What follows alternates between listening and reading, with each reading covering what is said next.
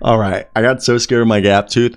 I found the retainers my dog chewed up, and I put them back in my mouth. I cut the chewed up part, and we're rolling. I'm not having a gap tooth. Okay, I ordered my new retainers, and I'm gonna stay gap toothless. My teeth. If you guys had met me when I was younger, I had bad teeth when I was a kid, and I was always very self-conscious of it. So let's talk about Jamal Murray. So for me, like a really big thing is making sure my teeth are always, All right, so my dad had me on mute on speakerphone. This is why you heard my dad for a second, because I had him on speakerphone because I have to order new retainers. Look at this gap tooth coming in because I lost it, and so that's where we're at. Pretty much sucks. Sorry, this was just a weird video. Hit that like button for weird videos like this all the time. But no. So basically what I want to say is this is a team with Bones Highland as his backup. So is Ish Smith. They brought in Contavious Caldwell-Pope. They drafted Christian Brown and all these things. What does this mean? Well, basically for me and my understanding is this is a team that they're really counting on Jamal Murray being a top 10 point guard. They need Jamal Murray to be a top 10 point guard, to be a guy who can be a difference maker. And I think that is possible. Now, Jamal, I think the biggest downfall with Jamal Murray, and something against him, okay? And I've always been a big Jamal guy. I think offensively he's fine. If you can shoot closer to 40% from 3, you're good. Continue passing, maybe be closer to 7 assists than 5. And something I always found interesting about Jamal Murray was that I remember reading, what was it, like a year or two ago, this Reddit post, okay, that it was like Jamal Murray was, I believe, okay, yeah, in the defensive player ladder, they had, for some reason, Jamal Murray as on NBA.com as like the 5th best defender, and I was like, what?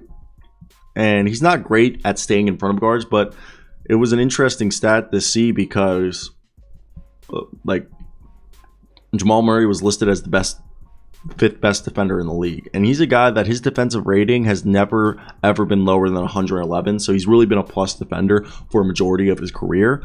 And this is the part that blew me away. Back in 2021, they had him, Jamal Murray, NBA.com, as the 5th in, what week was this? This was the March 2nd, 2021. So yeah, this article was back from March 2nd, 2021, and they have Ben Simmons as the Defense Player of the Year frontrunner, then Rudy Gobert, then Miles Turner, then LeBron, and in 5th, they said Jamal Murray. And Jamal Murray has always been a guy who's really good at pass intercepting, but this is what they wrote. Steve Asheburner wrote this.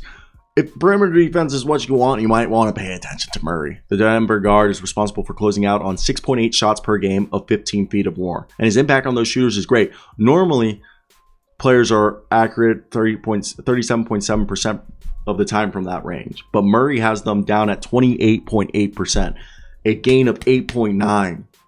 That is unreal. The fact that he's going out there and just being a menace to society, and he's just going to tell them, hell no. And I've always liked Jamal Murray. I know his career defensive ratings, like his best was 111, but he's been like career 113, which I know is not what you want. But this is a guy who easily, in my opinion, could average this coming season 20 points at the very least, shooting close to 40% from 3.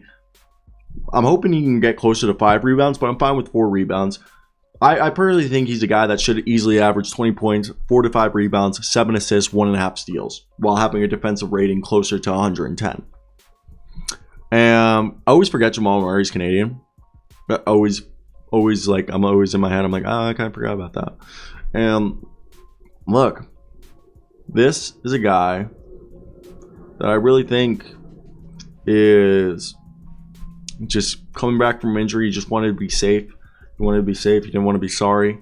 And yeah, the injury took a little bit longer than what most people wanted, but he's back. He's going to do a killing, and it's going to be great. And that's where I want to hear your thoughts down below, if you guys agree with me, or do you guys just think I'm an idiot?